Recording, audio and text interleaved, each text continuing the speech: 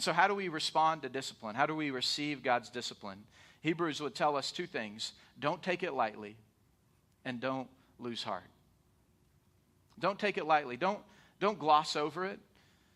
Don't treat trials lightly or treat sin's consequences lightly. God wants to work in us. We should rouse up. C.S. Lewis said that pain is God's megaphone to rouse the attention of the masses. It's God's way of shouting to us to say, here I am, pay attention to me. God is speaking to us and wanting to work in us, so don't take his discipline lightly. But also don't let his discipline make you lose heart. Don't lose heart. Don't take it lightly, as he quotes Proverbs 3. We don't lose heart. I think sometimes the hardest part of discipline, in whatever form it comes, especially when it comes through trials and it's not evident that there's sin in our life that we need to confess, is it's hard to know that God is loving when your circumstances say God isn't.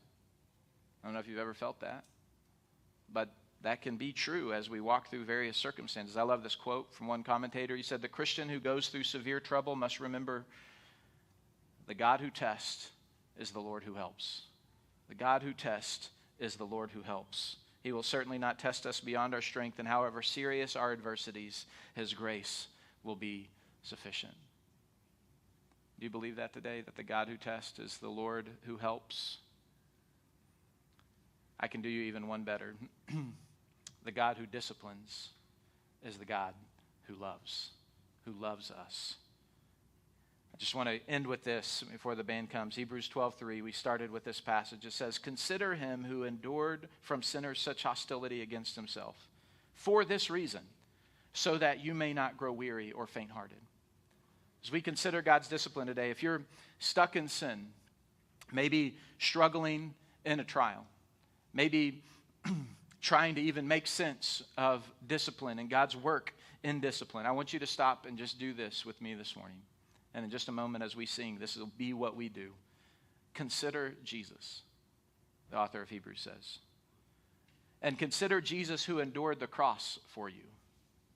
And it keeps building. Consider Jesus who endured the cross from you and rose from the dead for you. And consider that Jesus endured the cross for you and rose from the dead for you out of love. It was for love. Through the demonstration of his love that Jesus died in our place and for our sin. And consider that Jesus who loves you disciplines you so that you may be like him.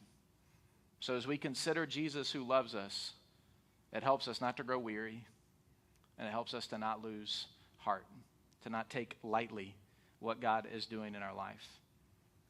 He loved us enough to give his son to die in our place and for our sin and to rise from the dead so that he might make us more like him. I want you to know God is dead set in your life on making you more like him.